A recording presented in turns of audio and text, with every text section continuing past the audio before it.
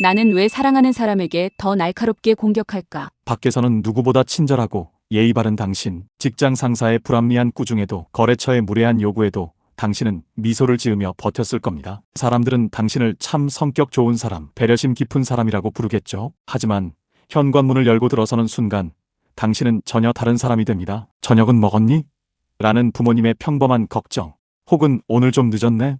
라는 배우자의 사소한 물음 한마디에 당신 안의 제어장치는 순식간에 폭발합니다. 나 좀 내버려 둬. 소리를 지르고 들어온 방 안에서 밀려오는 지독한 자괴감. 나는 왜 가장 소중히 여겨야 할 사람에게 세상에서 가장 날카로운 비수를 꽂는 걸까? 나는 사실 나쁜 사람인 걸까? 만약 당신이 매일 밤 이런 후회와 죄책감으로 잠 못 이루고 있다면 오늘 이 영상을 끝까지 보셔야 합니다. 당신이 가족에게 날카로운 괴물이 되는 건 당신의 인격이 바닥나서가 아닙니다. 당신의 마음이 보내는 위험한 신호를 무시하고 있기 때문입니다. 지금부터 우리가 왜 사랑하는 사람에게 가장 못되게 구는지, 그 불편하지만 반드시 알아야 할 심리적 진실을 하나씩 파헤쳐 보겠습니다. 이 영상을 다 보고 나면 오늘 저녁 당신의 현관문을 여는 마음가짐이 완전히 달라질 것입니다. 왜 가족 앞에서만 제어장치가 고장날까? 우리는 왜 유독 집에서만 감정의 브레이크가 파열되는 걸까요? 그 이유를 이해하기 위해서는 우리 마음과 뇌가 가족이라는 존재를 어떻게 인식하는지, 그 밑바닥에 숨겨진 세 가지 메커니즘을 아주 깊숙이 들여다봐야 합니다. 첫 번째, 너와 나는 하나라는 정서적 융합의 비극입니다. 우리는 타인을 대할 때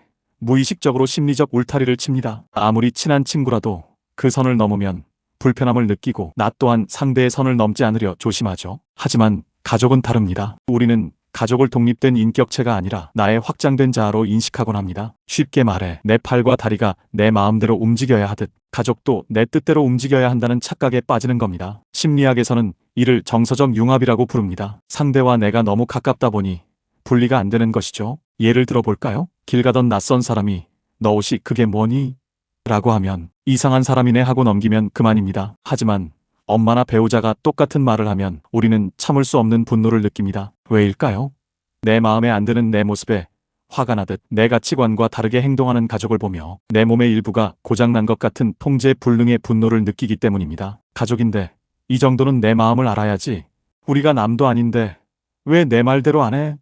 라는 생각이 타인에게는 그토록 잘 지키던 최소한의 존중과 예의라는 필터를 통째로 제거해버리는 것입니다. 두 번째, 뇌과학이 증명하는 편도체 하이제킹 현상 때문입니다. 우리 뇌 깊숙한 곳에는 생존을 위협하는 공포를 감지하는 편도체라는 기관이 있습니다. 그런데 우리 뇌는 아주 묘한 특징이 있습니다. 낯선 사람의 비판보다 가족의 잔소리를 훨씬 더 큰 생존 위협으로 받아들인다는 점입니다. 이유는 간단합니다. 어린 시절부터 반복적으로 들어온 부모님의 비난이나 형제와의 비교는 우리 뇌에 일종의 지뢰밭을 만들어 두었기 때문입니다. 성인이 된 지금도 엄마가 툭 던지는 너는 맨날 그 모양이니?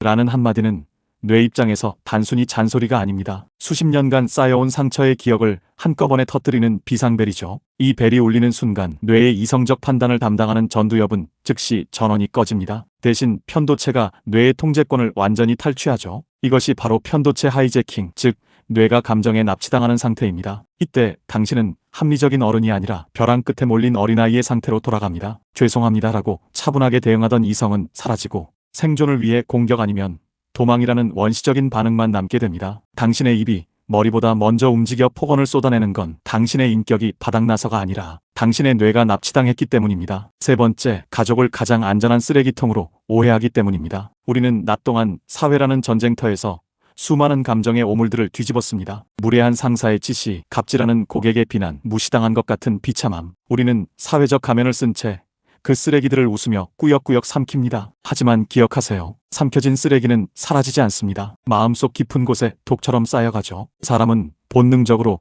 이 오물을 배설할 가장 안전한 장소를 찾습니다. 그리고 그 장소는 안타깝게도 내가 어떤 화를 내도 어떤 못된 짓을 해도 나를 절대로 떠나지 않을 사람, 즉 가족이 됩니다. 종로에서 뺨 맞고 한강에 가서 눈 흘긴다는 속담처럼 사회에서 묻혀온 감정의 찌꺼기들을 가장 만만한 가족에게 쏟아부으며 일시적인 해방감을 느끼는 것입니다. 당신이 오늘 저녁 가족에게 내뱉은 날카로운 비수는 사실 가족 때문에 생긴 것이 아닙니다. 그것은 낮 동안 당신의 영혼을 짓밟았던 세상에 대해 내지르고 싶었던 비명을 엉뚱한 곳에 쏟아낸 것뿐입니다. 가족은 당신의 감정을 닦아주는 걸레가 아님에도 불구하고 우리는 어느덧 그들을 상처주는 일에 너무나 익숙해져 버렸습니다. 우리가 무심히 꽂은 비수가 가족에게 남기는 것들. 가족이니까 이해하겠지. 우리는 이 한마디 뒤에 숨어 너무나 많은 폭력을 정당화합니다. 하지만 우리가 분명히 알아야 할 사실이 있습니다. 타인에게 입은 상처는 시간이 흐르면 흉터라도 남지만 가족에게 입은 상처는 아물 틈도 없이 매일같이 덧난다는 사실입니다. 우리가 무심코 내뱉은 날카로운 비수가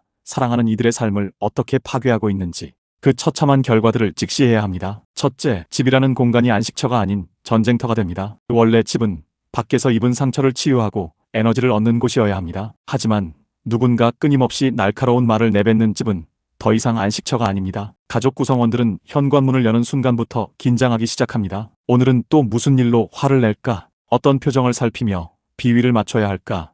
고민하며 만성적인 불안에 시달리게 되죠. 심리학적으로 이를 정서적 만성 피로라고 합니다. 집에서도 쉬지 못하고 감정의 레이더를 세우고 있어야 하는 가족들은 정서적으로 고갈됩니다. 결국 가장 편안해야 할 소파가 가시방석이 되고 함께 먹는 저녁 식사 자리는 숨막히는 침묵이나 폭언의 장이 되어버립니다. 집이 감옥이 되는 순간 가족의 물리적 결합은 유지될지 몰라도 심리적 유대감은 이미 죽은 것이나 다름없습니다. 둘째, 사랑하는 이들의 자존감을 뿌리째 흔들어 놓습니다. 세상 모든 사람이 나를 비난해도 가족 한 사람만 나를 믿어주면 우리는 살 수 있습니다. 하지만 반대로 세상 모두가 나를 칭찬해도 가족이 나를 무시하고 비난하면 우리는 깊은 수렁에 빠집니다. 특히 자녀에게 부모의 비난은 세상의 전부가 나를 거부하는 것과 같은 공포입니다. 당신이 던진 너는 왜 그 모양이니?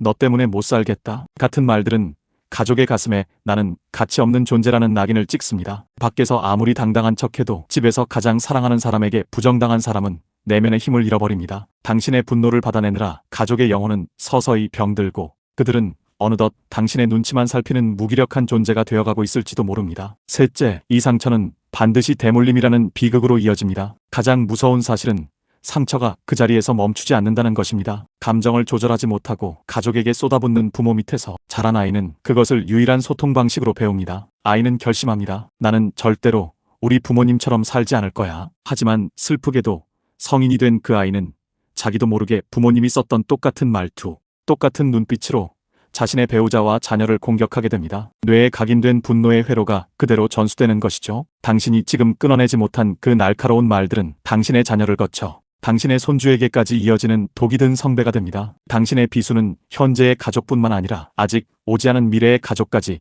미리 상처 입히고 있는 셈입니다. 오늘부터 시작하는 관계 리부트.